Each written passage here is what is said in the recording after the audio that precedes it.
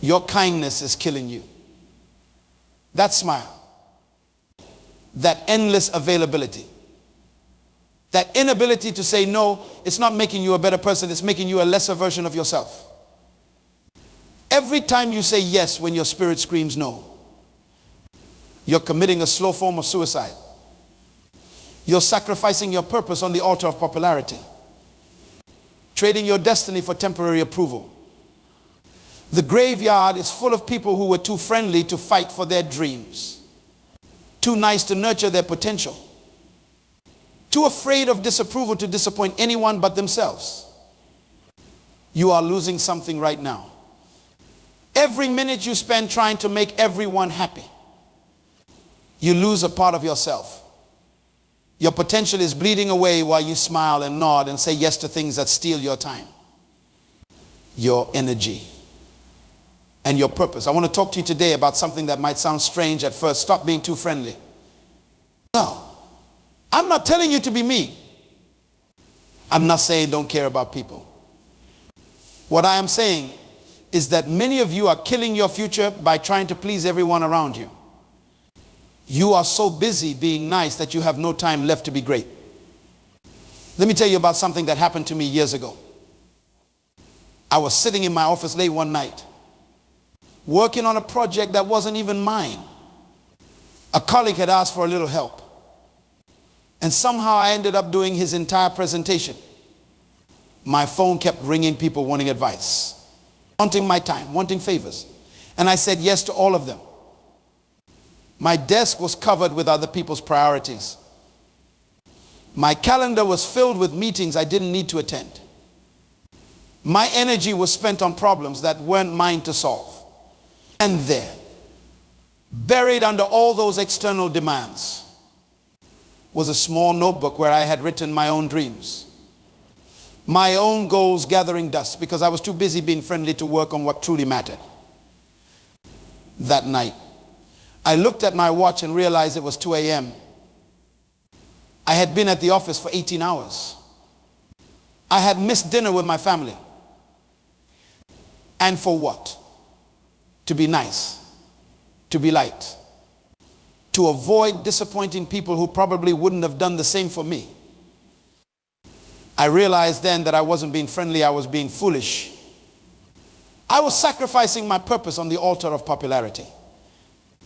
Many of you are doing the exact same thing right now. You're saying yes when you should say no. You're giving away your most valuable resource, your time, to people who don't value it. You're putting other people's priorities ahead of your purpose. Being too friendly isn't kindness, it's a form of self-sabotage. When you try to please everyone, you end up pleasing no one, especially not yourself. Your relationships become unbalanced. People start to expect your sacrifice. They begin to see your time, your energy, and your resources as something they're entitled to. And worst of all, you start to believe it too. The most dangerous thing about being too friendly isn't what it makes others do. It's what it makes you believe about yourself. You start to think your value comes from how much you give away, how available you are, how much you sacrifice. You begin to measure your worth by how much others need you rather than by how true you are to your purpose. Let me tell you what happens when you're too friendly. You become exhausted. Your energy isn't unlimited. Every time you say yes to something that isn't aligned with your purpose, you're saying no to your potential. You can't pour from an empty cup. And many of you are running on fumes because you've given everything away. Second, you become resentful. It starts small, a tiny voice in your head wondering why you're always the one picking up the slack. Always the one sacrificing. Always the one putting others first.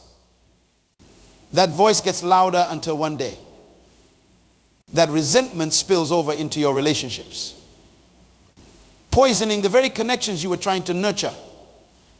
Or third, you lose respect. Yes, that's right. People don't respect those who don't respect themselves. when you let others walk all over you, when you drop everything to meet their needs, when you consistently put yourself last, you're sending a message: my time isn't valuable. My boundaries don't matter. My purpose isn't important. And people will believe you. And most tragically, you miss your destiny. You were not born to be everyone's assistant.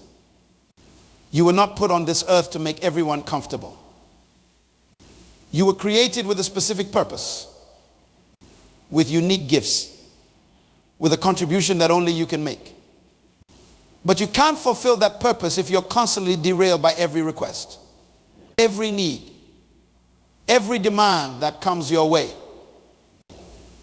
Now, let's talk about healthy boundaries. Boundaries aren't walls, they're bridges. They don't disconnect you from others. They create the conditions for authentic connection. When you have clear boundaries, people know what to expect from you. They know you value yourself and your time. And paradoxically, they value you more because of it. Think about the people you respect most. Are they the ones who are always available? Always saying yes? Always putting themselves last? Or are they the ones who have clear priorities? Who value their time? Who know when to say yes and when to say no? Setting boundaries isn't selfish, it's stewardship. You've been given gifts, talents, resources, and time. You're responsible for managing those things well. You're accountable for the life you've been given. There, being too friendly often means being a poor steward of your purpose. Many of you are afraid that if you stop being so friendly, people won't like you anymore. Let me tell you a truth that might be hard to hear. If people only like you because you never say no, because you're always available, because you put their needs above your own, they don't really like you. They like what you do for them. They like the benefits of your sacrifice. They like the convenience of your availability. But they don't like you for who you are. Because in all that giving, you've lost sight of who you are. There's a big difference between kindness and being taken advantage of. Kindness comes from strength. It's a choice you make from a place of self-respect and abundance. Being taken advantage of comes from weakness. It's what happens when you don't value yourself enough to establish healthy boundaries. Kindness says, I see your need and I choose to help because I care. Being taken advantage of says, I have to meet your need because I'm afraid of your disapproval. Kindness is giving what you can without resentment. Being taken advantage of is giving what you can't and resenting it afterward. Kindness fills you up. Being taken advantage of drains you. I've watched too many talented people waste their potential because they couldn't say no. I've seen brilliant minds stuck in mediocrity because they were too busy meeting everyone else's expectations to pursue excellence. I've witnessed people with world-changing ideas never change a thing because they were too friendly to rock the boat. Don't let that be your story. Let me tell you about Marcus, a brilliant young man I mentored some years ago. When I first met him, he was working 80 hours a week at a job he hated because he didn't want to disappoint his boss. His weekends were consumed by family obligations, not because he wanted to be there, but because he couldn't bear to say no. His friends regularly took advantage of his generosity, borrowing money they never repaid, showing up at his apartment unannounced, expecting him to drop everything for them. Marcus was everyone's friend, but he had no time to pursue his own dreams. He wanted to start a business, but between his job and all his friendships, he could barely find time to sleep, let alone build something of his own. One day, I asked him a simple question, Marcus, what would happen if you disappeared tomorrow? He looked confused. So I explained, if you vanished, your company would hire someone else. Your family would find other ways to handle their issues. Your friends would find someone else to take advantage of. Life would go on without you. But your purpose, that unique contribution only you can make, would die with you. That hit him hard. He realized he'd been living as if his only value was in what he could do for others, not in what he was created to do. Over the next year, Marcus transformed his life. He set office hours and stuck to them. Despite his boss's initial resistance, he started saying no to family demands that weren't emergencies. He had honest conversations with his friends about their one-sided relationships. Some of those friendships ended, and that was painful but necessary. With his new boundaries, Marcus found time to work on his business idea. He started small, working evenings and weekends. As his business grew, he reduced his hours at his job. 2 years later, he quit altogether to run his company full-time. The most interesting part, the people who truly cared about Marcus, the ones who valued him for who he was. Not just what he could do for them, respected his boundaries. Those relationships grew stronger, deeper, more authentic. The relationships that couldn't survive his boundaries weren't worth keeping in the first place. Today, Marcus employs 15 people. His business helps small farmers get their products to market, improving both their livelihoods and food access in underserved communities. He's making a difference in the world, a difference that never would have happened if he had kept being too friendly. I'm not saying you should stop caring about people. I'm saying you should start caring about your purpose even more. Think about an airplane emergency. What do they tell you? Put your own oxygen mask on first before helping others. Why? Because if you pass out from lack of oxygen,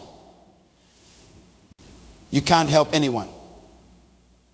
The same principle applies to your life. If you're constantly giving all your energy away, you'll have nothing left for your purpose. And if you never fulfill your purpose, the world loses the unique contribution only you can make. Your time is not a renewable resource. Once it's gone forever.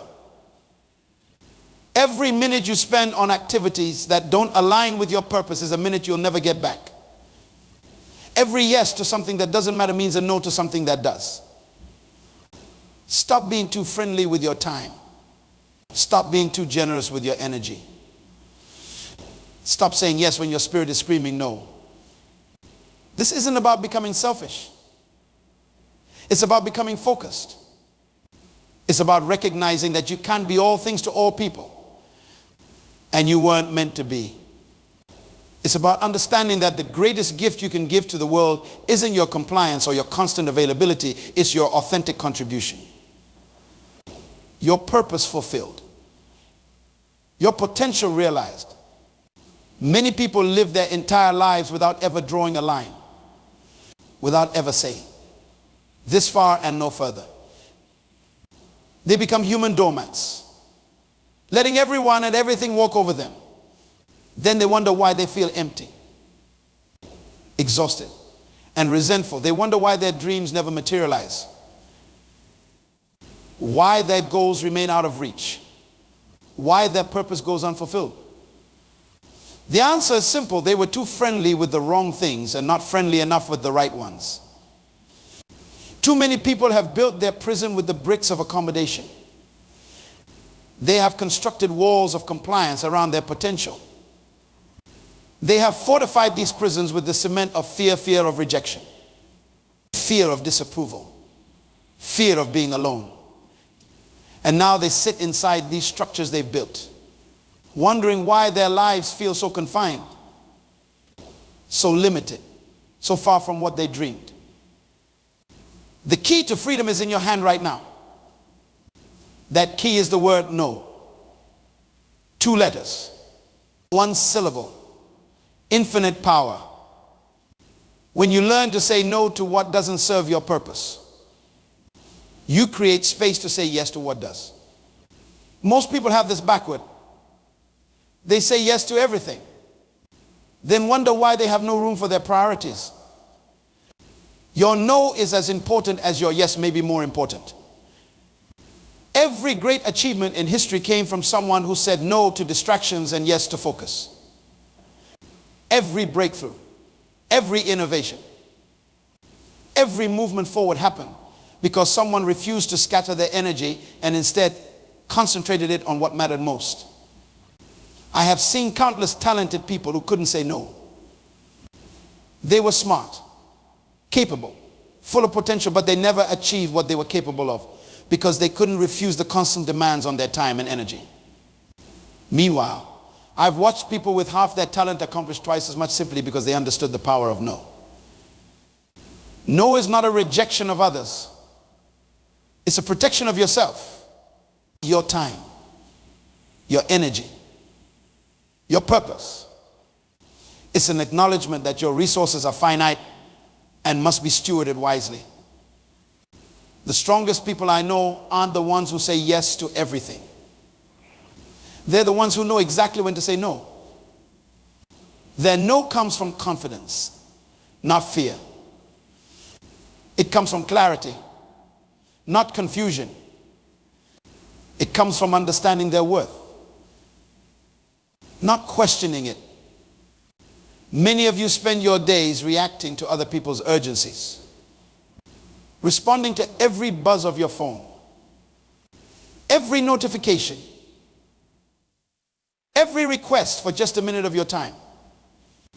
Those minutes add up. Those interruptions compound. Soon, your life isn't yours anymore. It belongs to whoever makes the loudest demand.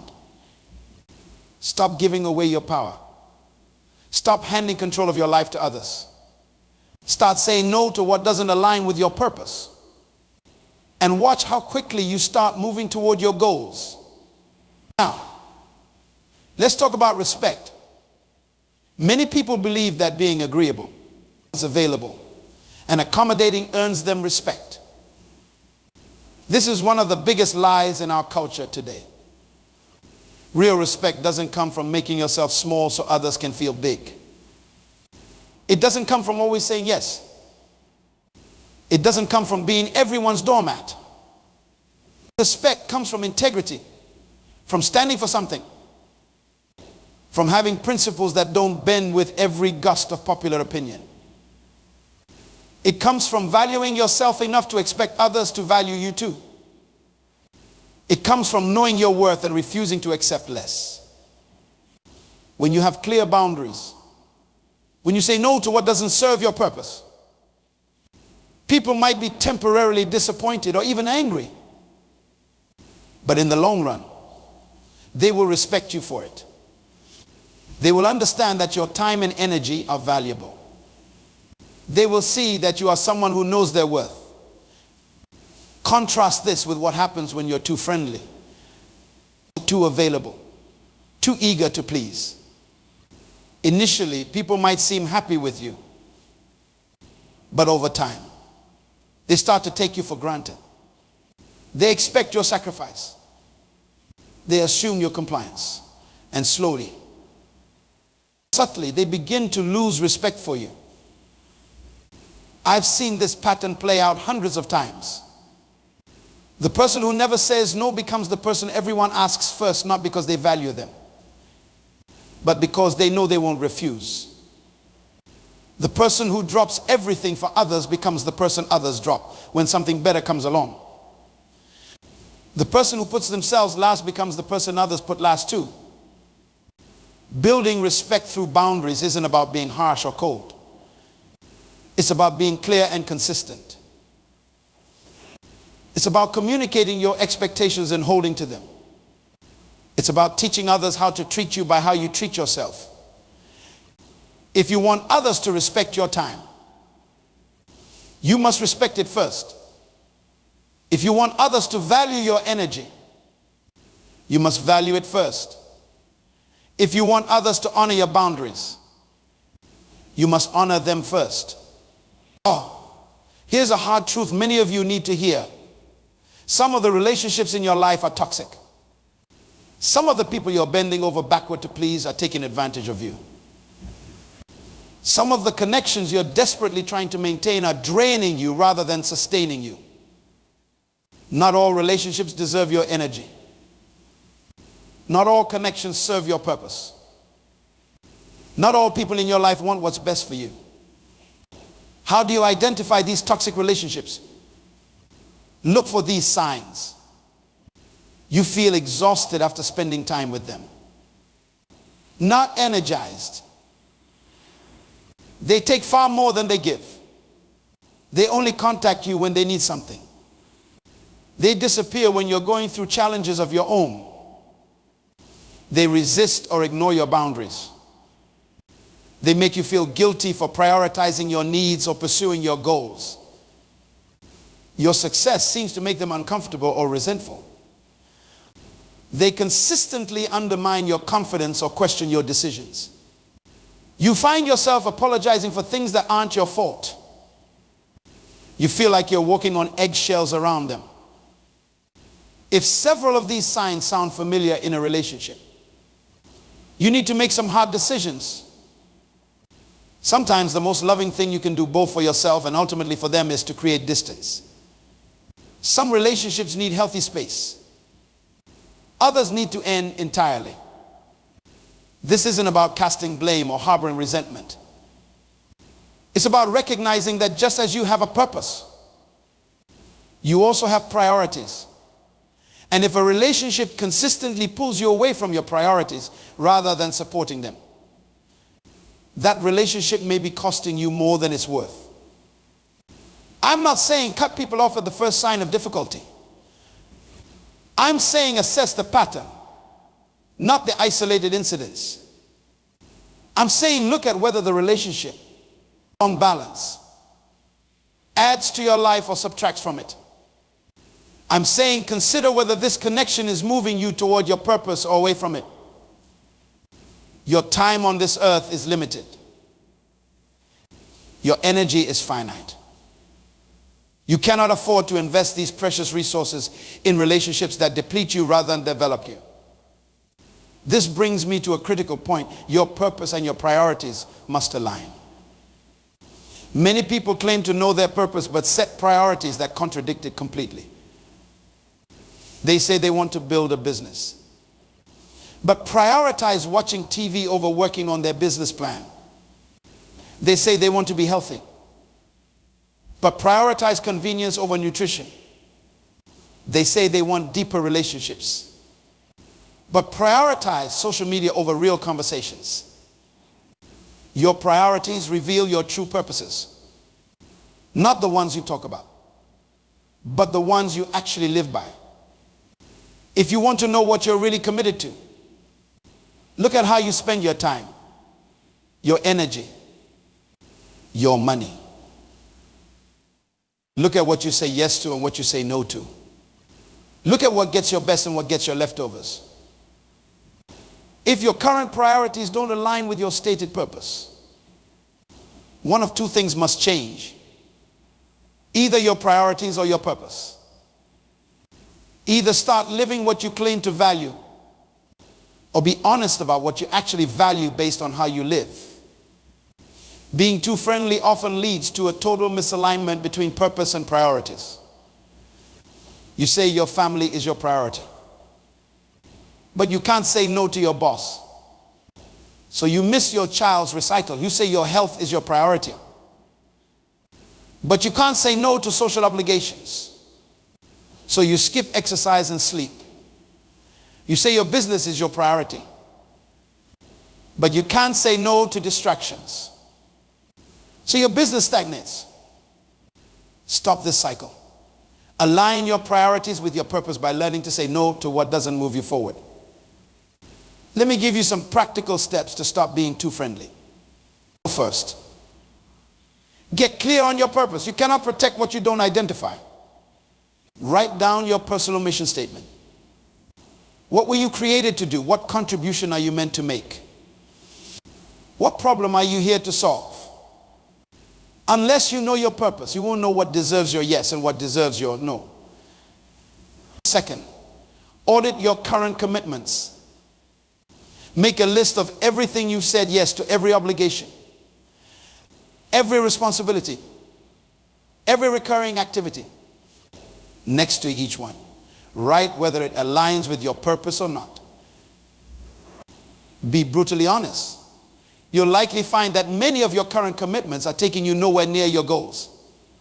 Third, create scripts for saying no.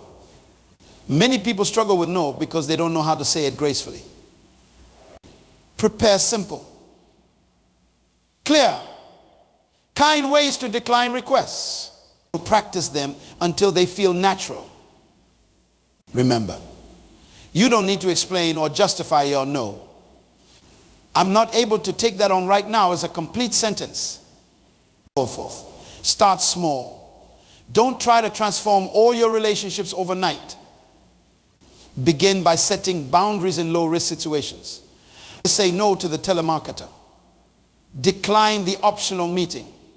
As you build this muscle, gradually apply it to more important areas of your life. Fifth, expect resistance. When you start setting boundaries, people will test them. They're used to your yes, and they won't give it up easily. Some will push back. Some will try to make you feel guilty. Some might even get angry. Stand firm. The temporary discomfort of maintaining your boundary is nothing compared to the permanent resentment of continually crossing it. Sixth, surround yourself with boundary respecters.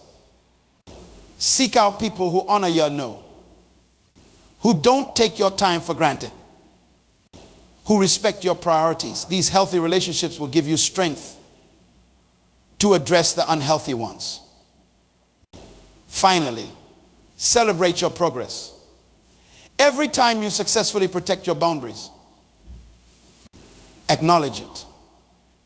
Every time you say no to what doesn't serve your purpose, recognize the victory. You're reclaiming your life one decision at a time.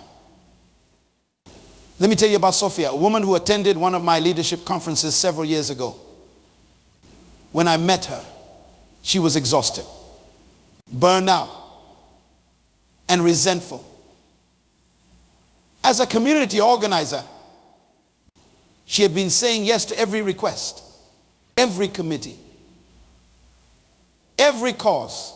She worked 70-hour weeks, was available by phone 24/7, and hadn't taken a vacation in 3 years. Her health was suffering. Her relationships were strained. And despite all her work, her impact was limited because she was spread too thin to excel at anything. During our workshop on boundaries, something clicked for Sophia.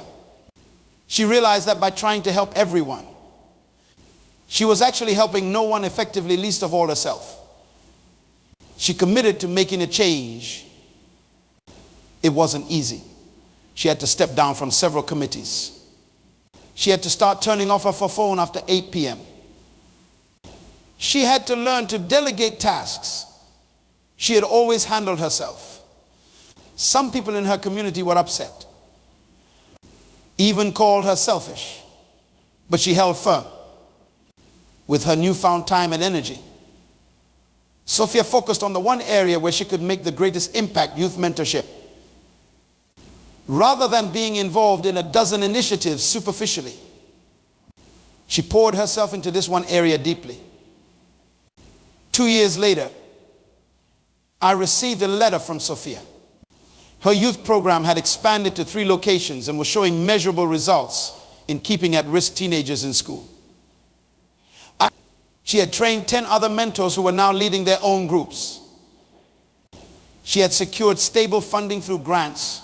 She actually had time to write properly. Her health had improved dramatically.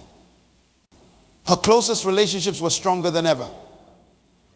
And here's what struck me most: the very people who initially resisted her boundaries were now among her biggest supporters. They respected her focus, her clarity, her results. by stopping being too friendly. Sophia had actually increased her positive impact on her community. Your story can follow a similar path. You can go from being scattered to focused, from exhausted to energized, from resentful to purposeful. But it starts with a decision to stop being too friendly with what doesn't matter so you can be fully committed to what does. Remember, the world doesn't need more nice people who say yes to everything. The world needs more purposeful people who say yes to what matters and no to what doesn't. The world doesn't need more people pleasers. It needs more difference makers. And you cannot make a difference if you're too busy making everyone happy.